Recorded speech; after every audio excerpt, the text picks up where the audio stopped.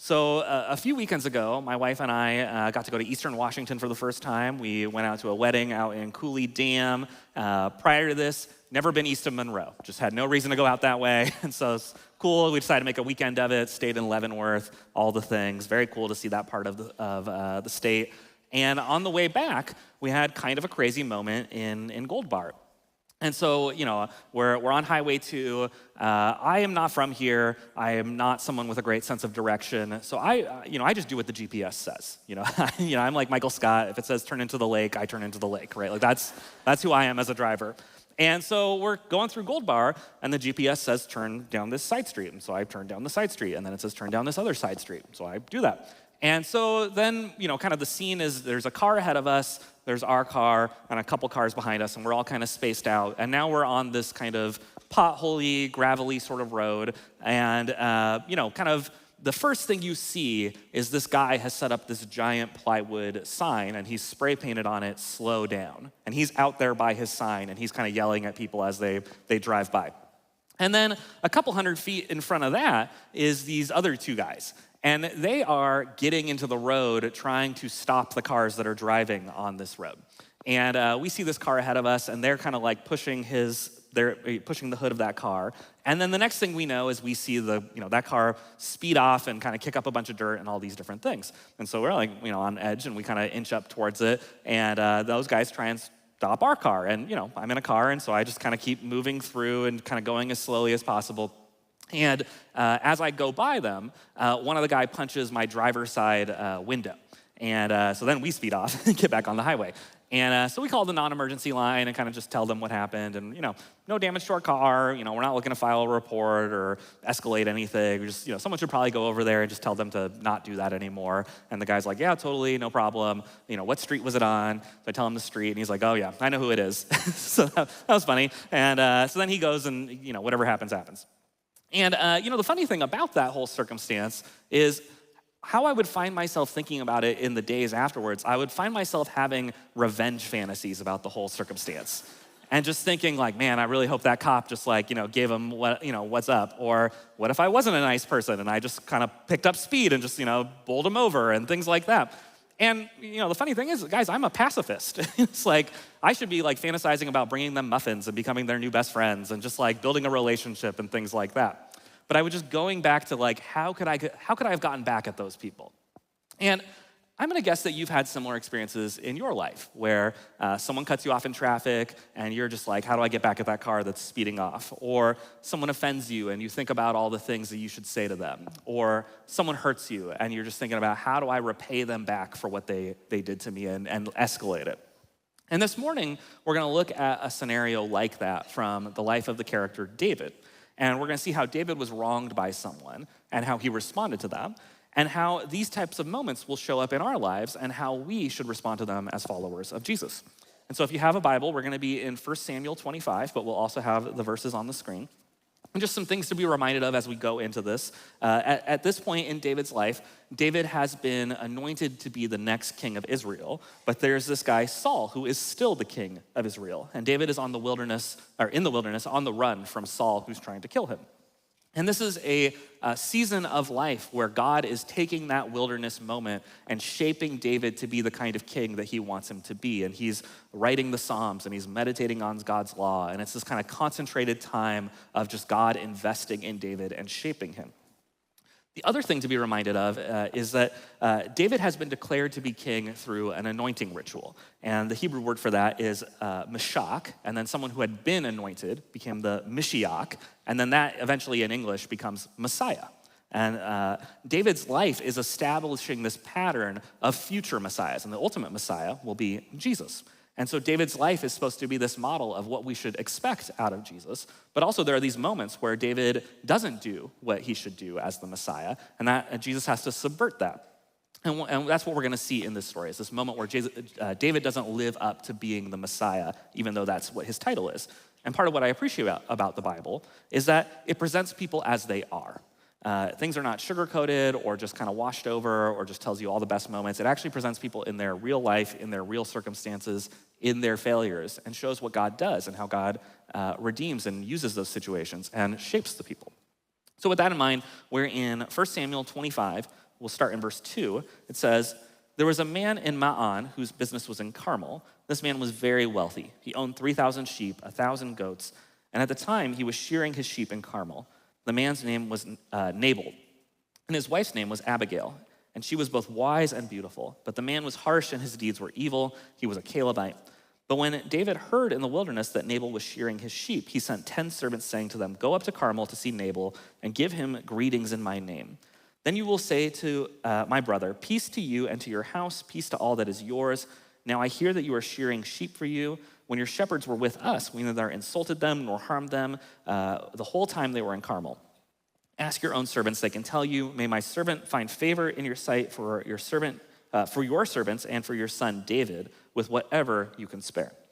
So in ancient writing, adjectives and details are pretty unusual, and so if they're showing up, it's because it's something important. And so we're told about this guy Nabal, and he's rich, but he's also harsh, and he's evil. And we're told that he's from the tribe of Caleb, and the tribe of Caleb was traditionally a tribe that would have been faithful to God, and so that would make you think this guy should be faithful to God. But we're also told he's harsh and he's evil, and so he's kind of going in the opposite direction of the rest of his family's faithfulness. So he's not really a great guy, but he has this great wife, whose name is Abigail, and she's wise and beautiful.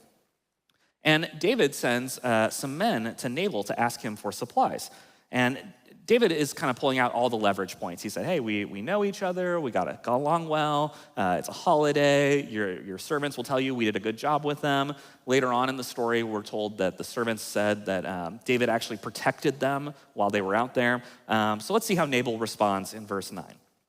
So David's servants went and spoke all these words to Nabal in David's name, and then they paused. But Nabal responded to David's servants, "Who is David, and who is this son of Jesse? This is the time when many servants are breaking away from their masters. Should I take away my bread and water and my meat that I have slaughtered for my shearers and give them to these men? I don't even know where they came from." Nabal goes, "Absolutely not. I am not here to help you." And he has this cryptic line about servants breaking away from their masters, and that's his way of saying he's loyal to Saul and that he sees David as a rebel. But he also says, "I don't even know you, so why would I help you at all?" And let's see what David says, or how David responds in verse 12. So David's servants went on their way, and when they had returned, they came and told David all these things. Then David instructed his men, "Each of you strap on your sword." So each one strapped on his sword, and David also strapped on his sword. About 400 men followed David, while 200 stayed behind with his equipment. So David rallies 400 guys to go massacre Nabal and his household and all his possessions for refusing to supply him.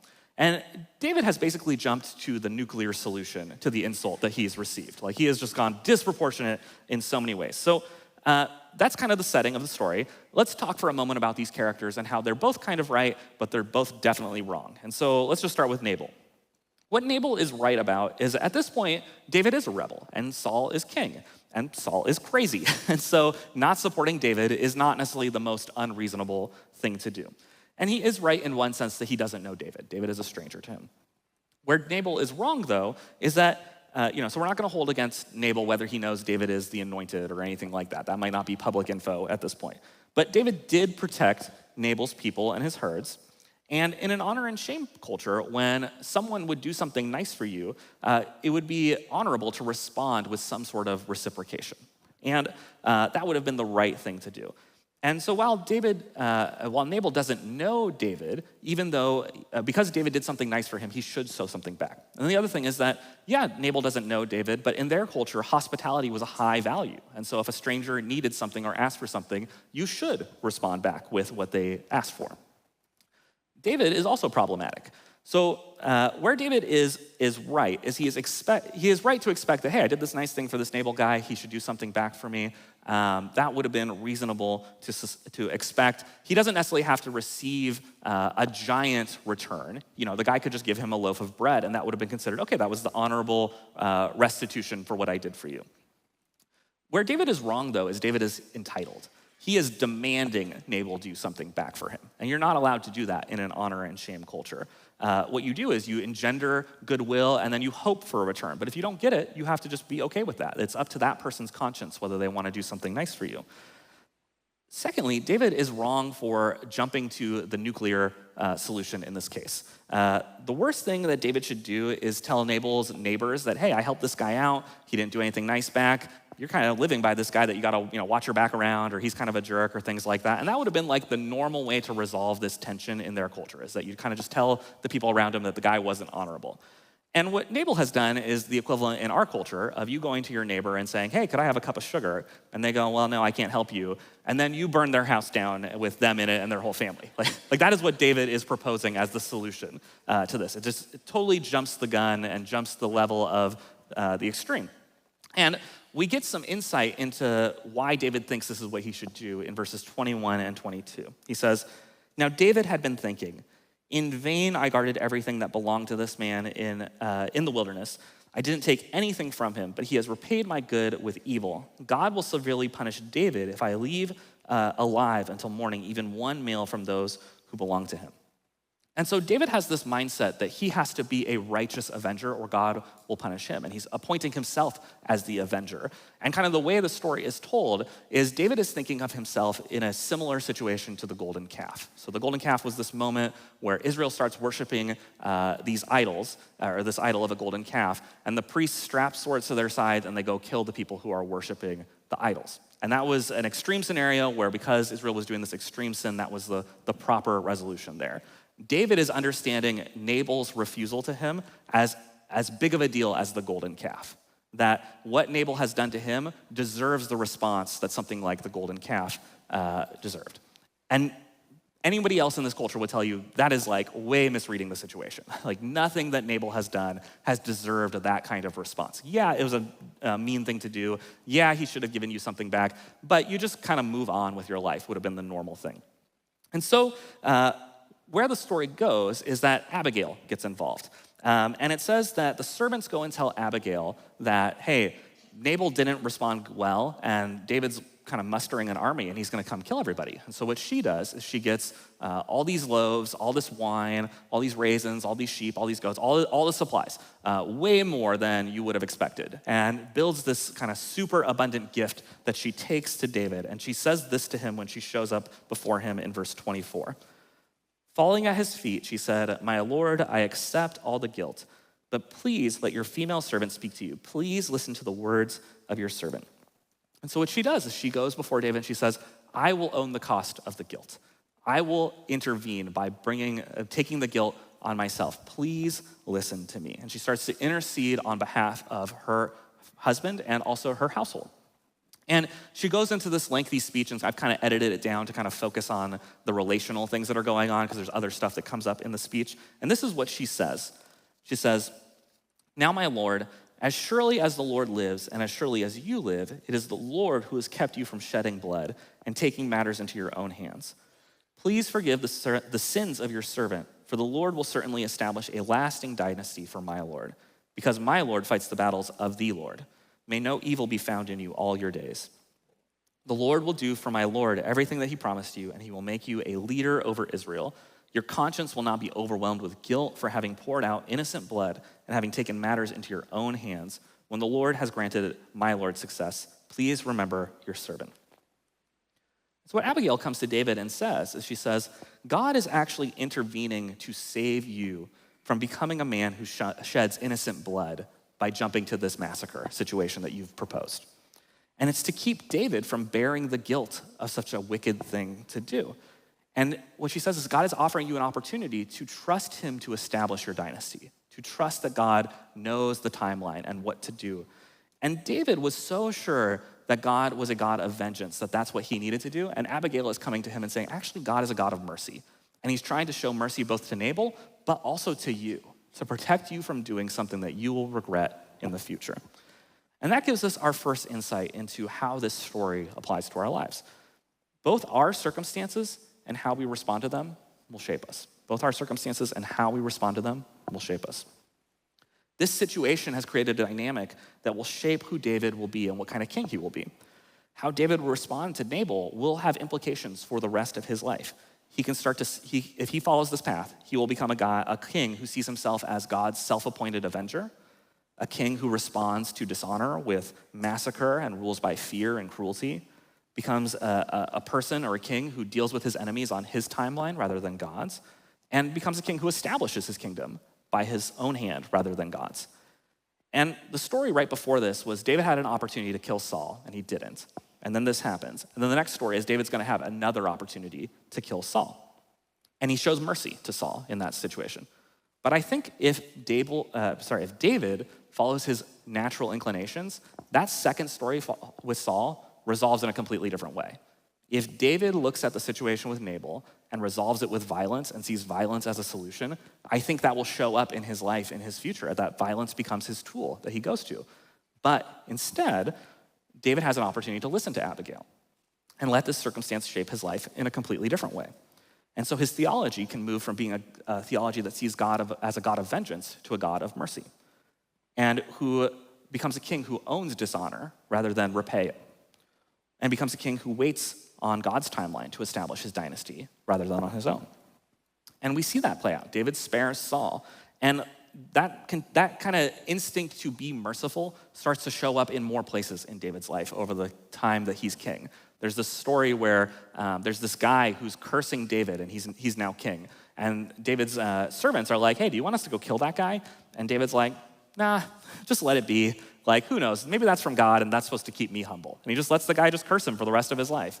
And then, there's these coup attempts that happen, and it's often David's children who are building rebellions against him. And David's generals are like, hey, you want us to go kill that kid? You want us to muster an army? And they're frustrated with David because he's often like, let's just see what God does. Let's not return rebellion with more war. Let's just escape and let this ride out and let God handle the whole situation. And it frustrates people. But I think its roots of where he learns to do that is in this story. And the whole story resolves with David telling Abigail she was right. She saw what God was doing. She understood what God was trying to do through this circumstance. And he says, go in peace. I will not come and attack. And eventually what happens is Nabal has a stroke, and David marries Abigail, and that's a whole separate thing that Samuel's trying to highlight with David just getting too many wives, and that's someone else's sermon, so I'm not gonna go there, but you'll see that eventually. But overall, the whole situation resolves peacefully and well, and it's presented as a positive. And that brings us to our second point. Abigail is the hero of the story. She is the one who bears the guilt, intercedes, and makes peace. It's Abigail that's the hero. And I just want to highlight that for a moment because oftentimes we miss that the Bible has all these stories of women being the hero of the story or women being the one doing ministry. And it's trying to portray, hey, David is this guy. He's the one with the title Messiah, but he's not the one actually living like a Messiah. It's Abigail is the one who's living messianically. She's the one who's actually being like Jesus in this story. She's the one that brings this overabundant gift to David when he didn't deserve it in the beginning, and he certainly didn't deserve it then. Just like Jesus is the one who brings an undeserving gift to us in salvation and in God's kingdom. She's the one who bears Nabal's guilt, just like Jesus will eventually bear our guilt. She intercedes for the servants, just as Jesus will intercede for us. She's the one who makes peace amongst this hostility, just as Jesus will make peace between us and God and us and each other. And she's the one who's living in a messianic way in this story. She enters into this situation in a way that Jesus would have entered into the situation, and it changes the whole dynamic, and the circumstances play out in a completely different way. And it starts to create this path for David to live where he will eventually start to live up to the title that he has. So our circumstances will shape us. Our response to our circumstances will shape us. But if we respond to our circumstances with a mindset of Jesus, we will be shaped to be like Jesus. That's the point. That if we go into circumstances and go, what would Jesus do if he was here right now? What would Jesus do if he was me? And respond in that way, that will start to transform us into a person like Jesus. This is why Jesus invites us to be people shaped by forgiveness. Jesus invites us to be people shaped by forgiveness. There's this moment in the Gospels where Peter asks Jesus, how many times should I forgive someone? And he says, 7 times. And Jesus says, not 7, but 7 times 70 times, which is 490 for the non-engineers in the room. Which is not Jesus saying, okay, once someone hits 491, you can write them off and move on from them.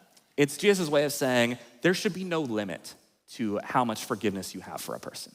There should be no point where you draw the line and say, I won't forgive this person after that many times. It's saying you should have a total mindset of forgiveness towards all people that is unending. And when you have that, not only will that change the circumstances, you'll be different as well. You will have been transformed by having that sort of mindset. Anne Lamott, the author Anne Lamott, says bitterness is like us drinking the rat poison and waiting for the rat to die. Because bitterness is this kind of thing that once you have it, can consume you, can destroy you, can shape everything about your life. And we've all seen this happen in people's lives, that something, someone, some situation hurt a person, and that's the moment that they're stuck in. And now it's affecting their relationships, their work life, their community, every aspect of your life. It becomes a prison. But we all have seen that for ourselves as well, that there are these moments that are kind of these hurt, sore subjects that still exist in our heart and our history that have not resolved, and it's still factoring into how we live. And that's what bitterness can do to us. And this story, and Jesus is trying to say there's a different way. You can walk a path of forgiveness instead of bitterness and be a completely different type of person. And that's not to say that the hurt that someone has done to us should be diminished, or that you should just write it off or just go, well, I should just move on from it. Because hurt is real and pain is real. And sometimes things that people have done to us are very extreme. And there's a reason why it still sticks. But it's more about how our response to the circumstance, of whether it will be bitterness or forgiveness. And I want to help us just define forgiveness for a little bit here. We often have too simple an idea of what forgiveness is. And so we make forgiveness into this situation where someone hurts us and we think, oh, being forgiving is just kind of letting them, keep hurting you over and over and over again. But the Bible presents a much more complex and nuanced view on forgiveness. It's more about our disposition to the person and our resolve to seek forgiveness with the person. And so when Jesus says, turn the other cheek, he doesn't mean allow yourself to take infinite beatings and allow yourself to just be abused by a person. What he's doing is he's saying, do not escalate. Do not retaliate. Do not take what they've done to you and hit them back harder. That's what's in his mind with that. And with that idiom that he's drawing on in their culture, if someone struck you and you turned your cheek and you did not retaliate, what you were doing is saying, you just did something wrong to me, and I'm gonna own that wrong, but I'm gonna shame you by not retaliating back to you, and you should be better in the future. It was a way of calling the person higher. And so we have to understand that forgiveness is about that disposition to not retaliate or not escalate. Which then takes us back to Abigail, who again is the most Jesus-like person in the story. And she's the one who's in tune with what God is doing. And she's protecting David from bearing the guilt of the evil that he was seeking to do. And so sometimes the best thing to do is to, as you're not retaliating and as you're not escalating, is also to remove yourself from the situation and to get yourself away from the person who needs forgiveness, because you're preventing them from incurring more guilt and bearing the burden of that guilt. And so, yes, we seek to be forgiving, we seek to not retaliate, but we are also allowed to remove ourselves from circumstances that require a level of protection. That's all within the kind of complex picture of what forgiveness looks like. And so then you go back to the idea that Jesus said, hey, forgive your brother 490 times. I had a professor whose insight on this whole passage was that Jesus' direction to Peter about 490 forgivenesses is sometimes if someone hurts you, you may have to resolve in your mind to forgive them 490 times before it resolves in your heart and spirit and becomes a healed situation in your life. So what will happen is someone will hurt you, and you go, I will forgive them. And a second later, you're furious again. You go, I will forgive them. And a second later, you forgive them again. And it keeps going. And eventually, they hurt me, I forgive them, 5 seconds later. And the cycle continues. And you'll notice that there's this gap that eventually builds between how upset you are at them and the forgiveness and how re-upset you are at them. And eventually, you go through that cycle enough times, and then you're in church one day, and the pastor says, hey, a really great way to learn how to forgive someone is to pray for them. And so you go, well, I'll try that. And you try it, and then you're just even more upset. And you're also upset at the pastor, and that's a whole separate 490 forgivenesses. But you start to do that cycle, and you start to pray for them. And eventually, you start to realize, oh, I start to feel neutral towards this person. I start to feel okay about this person. And you keep praying for them, and you start to pray good things for them. The Holy Spirit starts to put on your heart, oh, they really need this. I should pray for that for them. And then eventually you find yourself genuinely meaning those prayers and wanting good things for that person. And at some point, that forgiveness will also extend into empathy. And you realize that there is a whole person with a whole history that they are working through that's just as broken as you are. And you're both just broken sinners trying to make it through a broken world. And we all need God's grace to put us back together. And so while they have hurt you, you're able to understand, they were trying the best with the hand that they were dealt. They're just as broken as I am, and I understand that they were just doing their best, and they need forgiveness too. And sometimes, in the right circumstances, God's grace is that a reconciliation is possible. And you're able to reconcile to the person and restore the relationship. And that's not true in every circumstance, and that's not true in every dynamic, but sometimes it's possible. But as you go through each of those forgivenesses and you eventually reach the 490th one, you start to have the whole situation settled in your heart, and you feel good towards the person, you feel empathy towards the person, and you have forgiven the person. And in that process, you have become a different person as well. You have become like Jesus because you set your heart to be forgiving and resolve to forgive as many times as it took, all 490 of them. And imagine what our lives would look like, our communities would look like, our churches would look like if we were people who would resolve to commit ourselves to going through the 490 forgivenesses that need to take place in every hurt that we've experienced. I'm gonna tell you a story about a jazz musician. His name's Daryl Davis. There's a documentary about his life called Accidental Courtesy.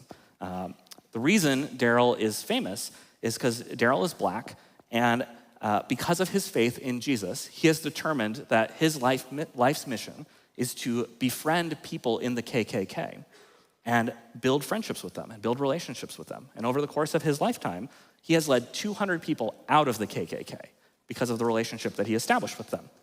And 25 of those people were high-ranking members in the KKK, had titles like wizard and dragon and whatever else they're called. And oftentimes the symbol of the change that has taken place is that the person who used to be in the KKK will give Daryl their robe. And now Daryl has all these robes in his house that just represent the changed lives because of the relationships that he has with them. And in the documentary, there's this story where there's this guy in the KKK. He's a chapter leader. And this is in the 2000s. This is not like ancient history. This is stuff that happens. He's alive today, still doing this work. The guy calls him up and says, hey, we've got this march that we want to go to, and no one will rent us a van because we're the KKK, and it looks bad, and just no one wants to support us. And he goes, do you know anybody who will rent us a van? Mind you, this is a black man being asked, can you help us out? We're the KKK.